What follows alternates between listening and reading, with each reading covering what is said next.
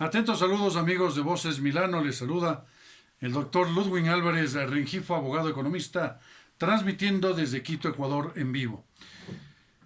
Es importante destacar que por el año 2010, concretamente el 6 de octubre, se produjo mediante un acto legislativo y de sanción del Ejecutivo la Ley Orgánica del Servicio Público denominada LOSEP. Esta famosa LOSEP entró y derogó expresamente la Ley Orgánica de Servicio Civil y Carrera Administrativa, la muy famosa otrora LOSCA. Sucede que ahora, a partir de la implementación de esa ley, tenía que haberse reglamentado. Y el presidente de la República de ese entonces, el economista Correa Delgado, procedió a su reglamentación. Pero introdujo una figura bastante desdeñable, inconstitucional desde todo punto de vista. No me refiero a otra, sino y fundamentalmente a la renuncia voluntaria obligatoria. Sí, como lo escuchan, parece una barbaridad, parece algo tirado a los cabellos, pero esto estuvo vigente muchísimos años. Renuncia voluntaria obligatoria. A ver, si tú renuncias es porque tienes la capacidad evolutiva, por lo que tienes esa voluntad para generar el desistimiento de todos tus derechos en determinado momento. Pero si es que hablamos de que es obligatoria, ya no es voluntaria, ya está atentando contra la capacidad evolutiva. Consecuentemente, esa renuncia no es tal.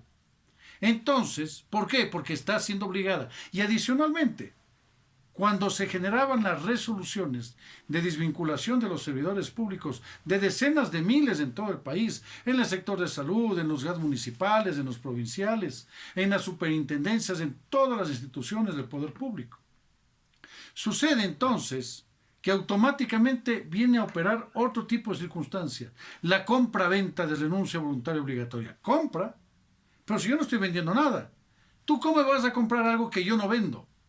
Si bien es cierto, la venta de cosa ajena, según la codificación del Código Civil, es válida, y siempre lo ha sido. Yo puedo vender tu casa, puedo vender tu carro, puedo vender tu terreno, inclusive sin tu consentimiento, pero, aquí es lo importante, el momento que tú das ese consentimiento de la venta, automáticamente se valida. Caso contrario, se convertiría aquella circunstancia en la que un tercero vende algo que no le pertenece en una estafa, en abuso de confianza u otra figura delictiva. Aquí concretamente estamos hablando de que el Estado jamás podía comprar una renuncia voluntaria obligatoria por la simple y sencilla razón de que jamás, bajo ningún punto de vista, la persona ni siquiera ha tenido la intención de vender. Bueno. La Corte Constitucional, por allá por el año 2020, emite una sentencia en la que señala, dispone y establece que esta figura, la compra-venta de renuncia voluntaria obligatoria, es inconstitucional. Que existe la compra-venta de renuncia, sí, con indemnización, sí, eso es constitucional, sí, eso es legal, sí, por supuesto. Lo que no es constitucional, lo que no es legal, es la obligatoriedad. Entonces, vemos y pasamos a otro presupuesto fáctico muy interesante. El 5 de junio del año 2024, después de 6 fallos aproximadamente, la Corte Nacional de Justicia se acuerda de algo. Dice, mira, tenemos que hacer precedentes jurisprudenciales de cumplimiento obligatorio. Entonces, ¿qué es lo que sucede? Revisan estos fallos y se dan cuenta que en todos estos, cuando se declara nulo el acto administrativo, debe haber una reparación integral. ¿Cuál es esta reparación integral? Y señala en el punto de derecho, en la resolución 10-2024, la Corte Nacional de Justicia, que se debe reintegrar al servidor público que ha sido afectado por el acto administrativo nulo de nulidad absoluta y que debe y tiene derecho a que se le pague todos y cada uno de los montos por efecto de remuneración que no ha percibido y debe descontarse aquella indemnización que en su momento sí fue entregada. Ahora, aterrizando esto, por ejemplo, digamos que Juan Constantinopla fue desplazado de su trabajo por allá por el año 2011, con el decreto 813. Entonces Juan Constantinopla era un servidor público que ganaba, por decir en promedio, $1,000. Al año, si nosotros sumamos 13ª, 14ª, remuneración, pero básicamente fondos de reserva, vacaciones, estaríamos hablando que se tienen 12 meses más 3 sobresueldos. Al 14ª remuneración no lo tomamos en cuenta porque al momento actual, 2024, son $460. Entonces, ¿qué sucede? Son $1,000 multiplicado por 16. Exactamente, $16,000 que tiene derecho Juan Constantinopla. Interpuso en el momento oportuno, dentro de los 90 días, la acción frente al contencioso administrativo o en su defecto, dentro de 5 años, dentro de 3 años, dependiendo la normativa, dependiendo la acción, en lo concerniente a una acción objetivo de nulidad. Lo interpuso, los juicios demoran años, se fue inclusive a casación, etc. Y este momento, el 2024, se va a emitir el fallo. ¿Qué deberá tener ese fallo? El reintegro indiscutible de Juan Constantinopla a sus funciones, vuelve a trabajar en la institución, digamos, en el GADX, el gobierno autónomo centralizado se llama en Ecuador, los municipios, consejos provinciales, que antes se denominaban así, y juntas parroquiales rurales. Entonces, ingresa de nuevo a trabajar, digamos que era analista contable. Ahora, ¿qué es lo que sucede? Estaba trabajando hasta diciembre del 2010, y en enero de 2011 fue... o 2012, para poner las cosas un poco más en contexto. En el 2012 fue desvinculado. Entonces, al 2022 han pasado 10 años. Multipliquemos 16,000 por 10, suponiendo que estamos en el 2022, solo para encerrar las cifras. Automáticamente, tiene derecho a recibir, claro, $160,000.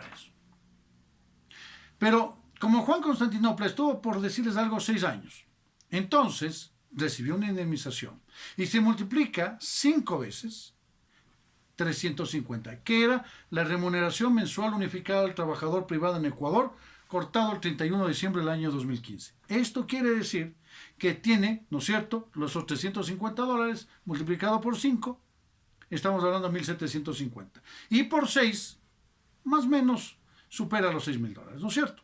Muy bien. Esto recibió Juan Constantinopla, digamos 7,000. ¿Qué es lo que sucede? De lo que va a recibir los 160,000, se debe restar estos $6,000.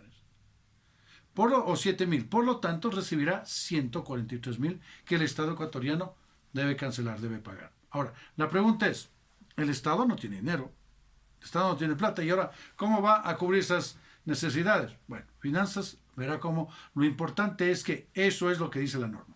La Ley Orgánica de Servicio Público señala en su articulado que cuando se demanda, ojo, esto es importantísimo, porque no es que es de oficio, sino cuando se demanda la nulidad del acto administrativo, ahí se debe requerir a la Administración de Justicia que se declare nulo ese acto, pero adicionalmente se cancele todas las remuneraciones que han dejado percibirse. Si no demandas eso, el juez mal puede ordenar que en este caso se proceda a una indemnización de esta naturaleza. Si nos vamos por el ámbito constitucional, recordemos 1776, cuando se produce la Revolución Francesa, decapitan a los reyes de Francia y se emana la Declaración de los Derechos del Hombre y del Ciudadano, declarando, entre otros, la irrenunciabilidad y la imprescriptibilidad de derechos. Entre otros, los derechos básicos humanos, el derecho al trabajo.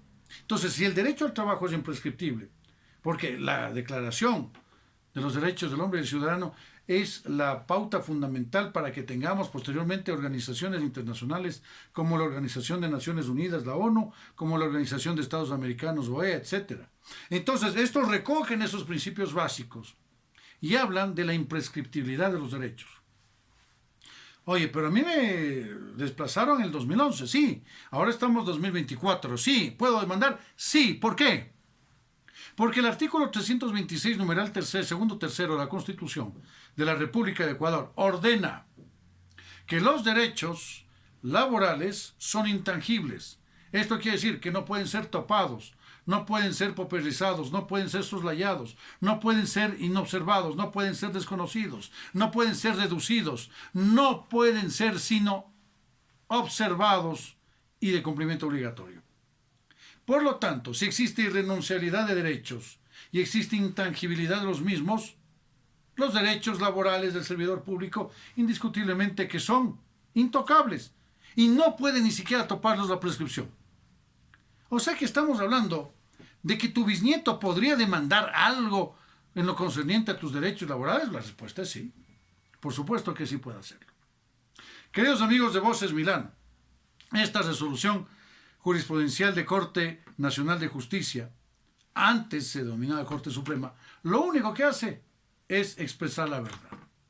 Que frente a un atropello de inconstitucionalidad manifiesta y de oprobio jurídico inconmensurable, donde solo una sociedad absurda y nefasta podía a través de sus gobernantes generar un acto tan groseramente atentatorio contra los derechos humanos, debía ser reparada. Por eso fue declarado inconstitucional a partir del año 2020 y de ahí en más la Corte Nacional de Justicia el 5 de junio del año 2024 a través de la resolución 10/2024, valga la redundancia, determina que debe ser reparado de esta naturaleza. Amigos de Voces Milano, les envío un fuerte y atento saludo desde Quito, Ecuador. Muchas gracias por su gentil sintonía. Hasta pronto.